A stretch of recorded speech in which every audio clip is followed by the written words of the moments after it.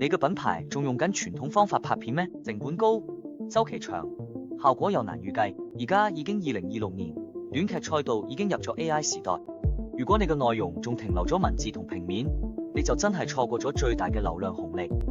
呢個係為你度身訂做咗完整學習路線，由基礎入門到商業落地，唔單止係學工具，仲要教你點樣產出可以傳播、可以重用嘅品牌成果。初階班打好基礎同創作入門，啱晒新媒體、品牌宣傳同埋零基礎學員。我哋會由行業趨勢講起，帶你掌握3款核心 AI 工具，學識創作5步法。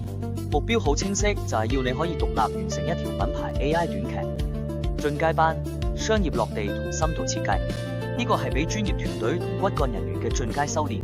我哋會深入探討品牌世界觀同 IP 視覺體系，教你點樣製作1分鐘精品短劇同音效包裝。最重要嘅係，我哋會直接教你跨平台推廣策略，令你哋 IP 真係可以變現。2位實戰派大師親自教學，第一位係柯宇京老師， AI 加企業賦能專家，擁有300部以上原創 AI 短劇作品，仲係博物館宣傳內容喺幕後推手。第2位係蘭溪老師，具備人工智能訓練師資格，專精多媒體內容生成同企業宣傳片製作。機會唔等人，即刻報名啦！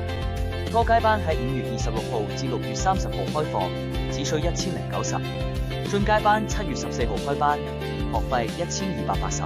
唔好等到你嘅品牌輸咗技術起跑線，喺下面條 link 開展你嘅 AI 品牌革命啦！